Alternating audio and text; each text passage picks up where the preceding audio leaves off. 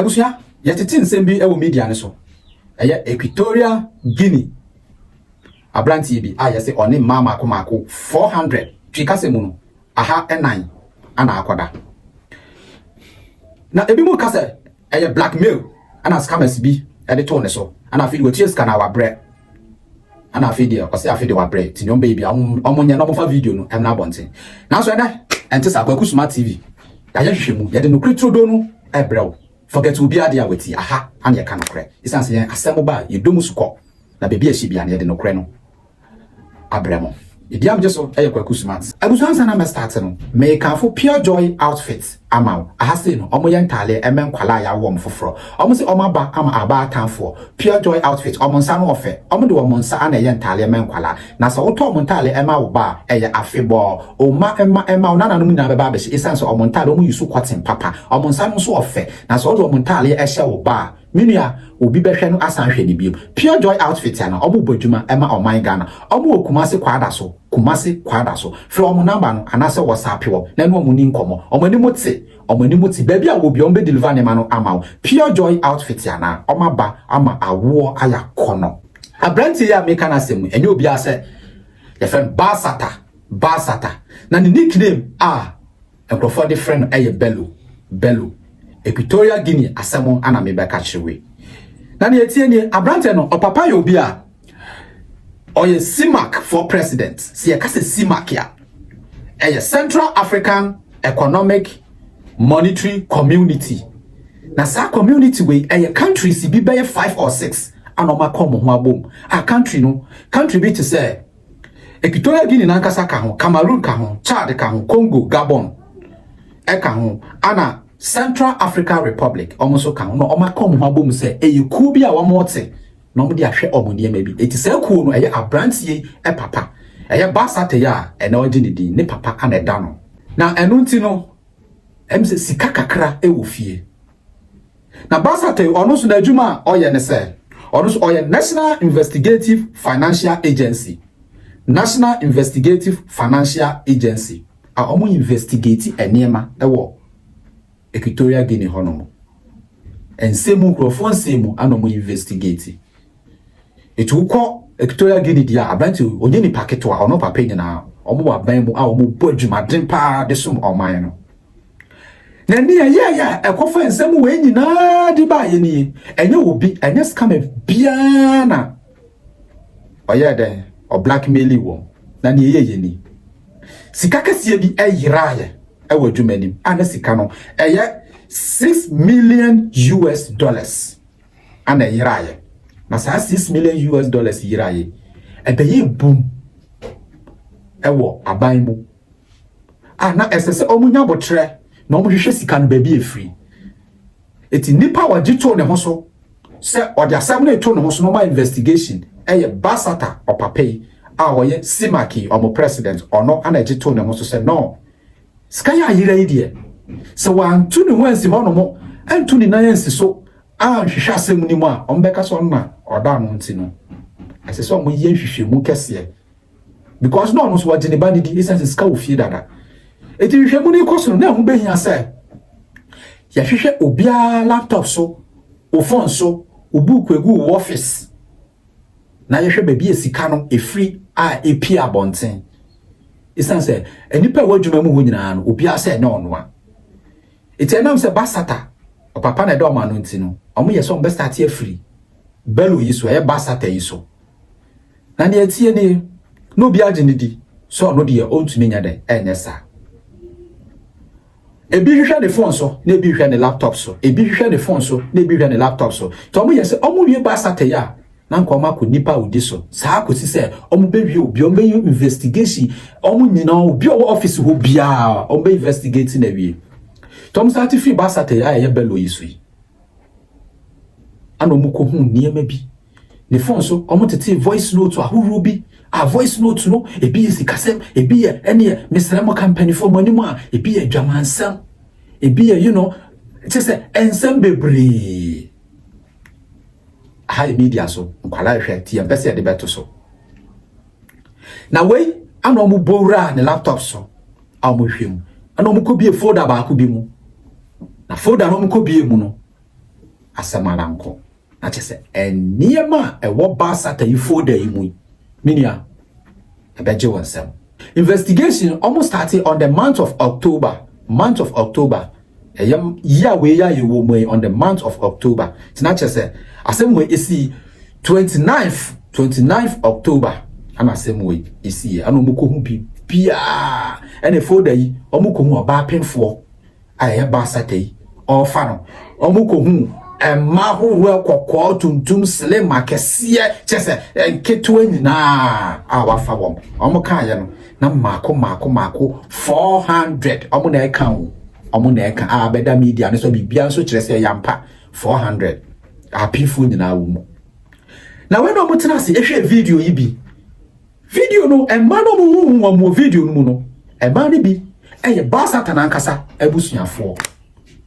ono ankasa ni nuanom eyerenom ni wofamo eyerenom ana adwuma mu hom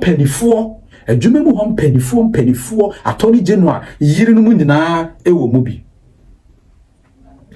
ansa na meba ho no BALTASAR no oyobi a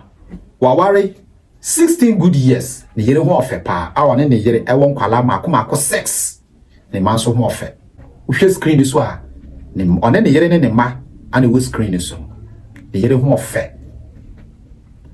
na ne akoso na ne yire ne nimu ho hwe ne yire de wonim se bibi se ana ye beloi oye ema omuhu wom omunimu wom ankasa ebi director of presidential security ne wife I just say adwuma mu security for all there omoyire no mu de onfo omunya hwe ebi nso daughter of director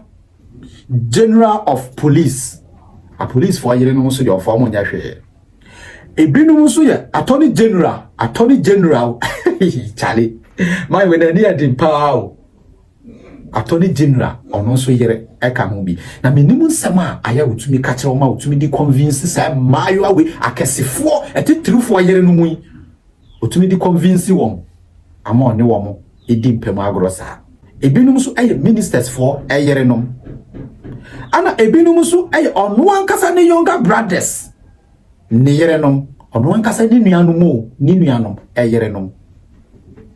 ebinum so ono ankasa ne wofa enu nti no oba penfo na muhu se na wone ne da no ono ankasa ne wofa yere opemfo na muhu se na one no da no ono ankasa ne wofa yere ebinum so ye chese omo aban mu mpanifo etitiru omo yere no na ne yase oye nie se ebia eno mo wo meeting a omo po meeting na minimu nsema o ka kire wo omo nyina akofie no ebeka wone oba no ewo ho no ma ne ombeye ode bi ko hotel ebi nso ye ono ankasa ne office ebi nso ye ema na ankasa dam omo ware ye no omo ankasa fie na ode wo mo koi places ahoro bebre ebi ye kitchen ebi ye office ebi ye adwaye nyina agusia yeyi na ye yake yeyi ma mo hwe bi BALTASAR aka Beyou our investigative and same our papa simak for president na isi ade Africa had or Ginidin pa Equatorial Guinea ana sema make e course na busia special prosecutor our Equatorial Guinea aba be kasa o si we criminal illegal isanse video no enye ono akase na de ba abonten so no ankasa na di video no post abonti no de gu man anim ase de a ananka we free criminal we illegal afen so onyo ono ankasa ana yi kire nkrofo na emomu no eyo mo no mo ye investigation no makwaye de o makwa akohu enam so ma ne hu ye no ma de ba abonti enye mayina e de ba abonti no ntino we illegal enu ntino omo nya asam no mu abotre aye hwehwemu vice president of Guinea ono so aba be kasa o se send adna kwai no ombe suspend emani nyina emana omo aban mu no ombe suspend wo mu nyina ombe mo matena fie no ma yasem ni hwehwemu ana afie nso no emra special prosecutor be kasa no ono so ka asembi o se video no se wo hwa enya dia o embarrass o baby a wo mu ana enya dia o force o baby a so ne ne da ana enya dia wo se obu obi se hwe camera nim ono ne dia ni se ono kana o ti ase no set camera no yes no dia si ho no mo tinyamu ye nyina no ene camera na mo hwemu minim sisika no twama won ana mo ti ase o minim kwan ofa so e de convince e mighty through akesifo sikafo ante se eno nti no omso be ye hwehwemu na hwehwemu be ye ne se omu nim de nti a oyesa esan se ebia omu nti asense ebia na o yare bi ana opese o chede ma maayo yi eno nti no omu hwehwemu se o yare bi na o chede ma maa na de a ene afi na omu hwehwemu so omu hwehwemu na o yare a emrane ni bedi pa so ni yare nso de a ene na baby emrane to no omu de emrane aye ato eno nti me no ka say yesi emana ewo aban mu ono ma yesa ne nyina no ye be saake wo ana basata nso emra eni ni bedi asem no ne tentin eni ni tietie nyina ni na mo ma mo ka say yes scammers bi na blackmailing no ne sa ne be ne ma no munyai enya sa na tie KwakuSmart TV ene ye de asem no nyina nchirichiri mu abrem ye gusu de akire ni be si bia no ye de bebrem aha ye KwakuSmart TV edi amje so eye KwakuSmart me da se onya abre na wo hwe me. Thank you for watching me. Beyou acquire the ace, blow the beast, conquer the seas, destroy the east, eliminate the east, fight and forget the F's. And Chamunko, for number they go on Namikasin beach show. Number way a pure joy outfit for number. I say one womansa and a young talia. Yes, Emma Woma, Obama bar can for pure joy for Omama Awo Ayakono. See, Omontalia che, Efe, Calabia Pibians from Beyama, pure joy, Omu Kumase, or Deno Quadaso. And it is someone said, so Freya now catch on say KwakuSmart channel so. Minia, 10% bonus na pure joy nya me fe kra ye mani je ni se omo wabotre baby a wo bia so omo do montale en ebese no ni hanse wa woda keke yes tie omontale oba beba bese second mo ba bese third mo ba bese isa so omontale che na ye papa so omo yusu cotton papa ana ye ntale bronya na eba no sa oba ho be fa na fi pure joy sa wo do omontale hye oba obi be hwe no asan hwe ni bi isa se omontale fe ani da ho na ne me fe kra ne se omo makwala ne top no no mo man down no more man socks no more man che hey pure joy omu bodwuma magana fo abatan fo nyina se wo ye single kra na hey mema nyina obia woda mo fa number no obia woda isan se pure joy obodwuma obi ni mo chance aware nso ho mfaso emani pebia ekosina hia wo be ware odagu honom ene isan se woni mo chance pure joy omonsa no ofe KwakuSmart men kan fa de fun bia ma fra wo musisi a na no mu nyin komo makra.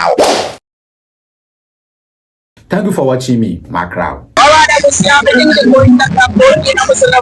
right now they're going live. KwakuSmart TV, they're coming here. One day, you know, you're going to